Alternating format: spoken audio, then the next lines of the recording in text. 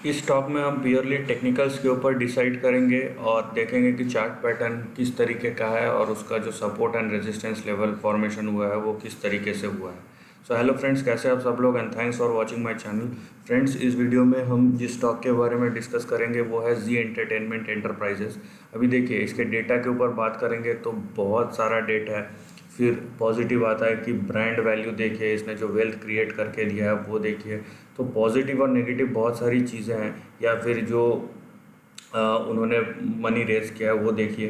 तो अलग अलग व्यूज़ है, अलग अलग पॉइंट्स हैं, लेकिन एक चीज़ जो है सर्टेन है वो है प्राइस जो हमको मार्केट में दिखता है। तो बेटर है कि हम उसी पे टिके रहें, क्योंकि ये बात गलत नहीं है कि इसने पैसा कमा के नहीं दिया। देखिए, अगर 1996 से 2000 तक इसने 21,000% का रिटर्न कमा के दिया है, लेकिन ये भी है कि वो 2000 से अगर यहाँ पे 2018 तक देखें तो ज़्यादा यहाँ पे नहीं है, क्योंकि 2000 का जो हाई है वो इनफैक्ट 2017 के बाद ही क्रॉस हुआ है।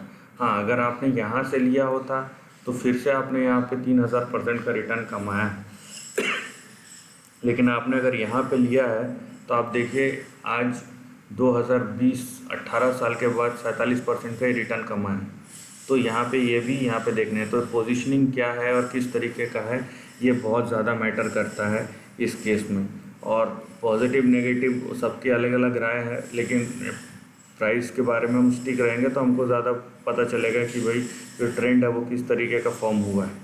नाउ यहाँ पे जो तरीका है यहाँ पे प्राइस पैटर्न को डिफ़ाइन करने का वो ये है कि हम प्राइस जो है उसी से पैटर्न डिफ़ाइन करें, अपने से दिमाग ना लगाए जब तक कि ज़रूरी ना हो।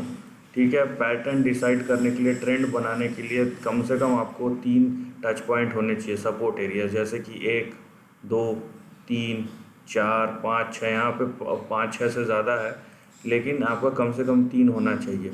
जब कोई 1 या 2 होता है, 1 से तो कोई काम नहीं बनता, जब 2 होता है आप तीसरा की तलाश करते हैं, तब वो फोरकास्टिंग हो जाता है वहाँ पे कि आप प्रिटेंड कर रहे हैं कि वो एक आने वाले टाइम में सपोर्ट हो सकता है, हो भी सकता है, नहीं भी हो सकता है, लेकिन 3 जो है वो कम से कम एक सर्टेनिटी देता है बड़े पैमाने पे। तो यहाँ पे आप जो ट्रेंड है फ़िलहाल उसी पे ध्यान दीजिए और देखिए कि किस तरीके का ट्रेंड फॉर्मेशन हुआ है और अगर गया तो कहाँ तक जा सकता है। यहाँ पे कोई फंडामेंटल डेटा न्यूज़ वो जो होता है होते रहेगा मार्केट में, लेकिन यहाँ पे जो सर्टेनिटी प्राइस देता है और जो ट्रेंड है प्राइस का, हम उसी को फॉलो करें तो यहाँ पे हमको ज़्यादा अच्छे से ट्रेंड समझ में आएगा। अब देखिए यहाँ पे कि किस तरीके का ट्रेंड है और जो प्राइस पैटर्न है वो किस तरीके का फॉर्म हुआ है।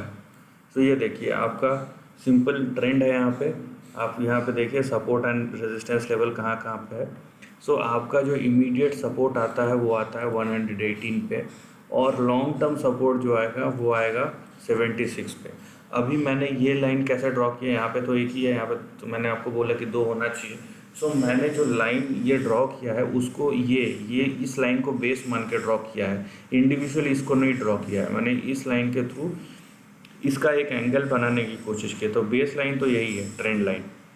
तो इसीलिए उसके बेस पे जो अगर 118 का यहाँ पे लेवल टूटता है तो यहाँ पे 75 76 का नीचे दिख सकता है। ऊपर के तरफ जो आपका पहला रेजिस्टेंस आएगा वो आएगा यहाँ पे अराउंड 248 के आसपास। ठीक है, अब इसके ऊपर अगर हमको जाना है तो इसके ऊपर हमको एक रेंज लेना पड़ेगा, क्योंकि हमको पता नहीं कि कहाँ तक जा सकता है। तो अगर 248 के ऊपर सस्टेन करता है तो नेक्स्ट इस जो रेंज होगा वो यहाँ पे आ जाएगा 500 से लेके 700 के बीच में। ठीक है, 500 से लेके 700 के बीच में, और अगर इस यहाँ पे जाता है तो आपका जो रेंज होगा वो यहाँ पे होगा 800 से लेके 1100 के बीच में। फ्रेंड्स, अब ये ध्यान रखिए, यहाँ पे ये मल्टी ईयर ट्रेंड्स है, तो ये अब 2 महीना 1 साल वाला यहाँ पे कोई चक्कर नहीं है, कम से कम 3 साल और मैक्सिमम जब तक अपना कंप्लीट ना हो पैटर्न। देखिए यहाँ तक तो ठीक है, सर्टेनिटी है, 248 तक जा सकता है। इसके ऊपर जब हम जाएंगे तो हम ये देखेंगे कि प्राइस यहाँ पे भी टच हो सकता है और यहाँ पे भी टच हो सकता है, इसीलिए मैंने ये रेंज लिया है।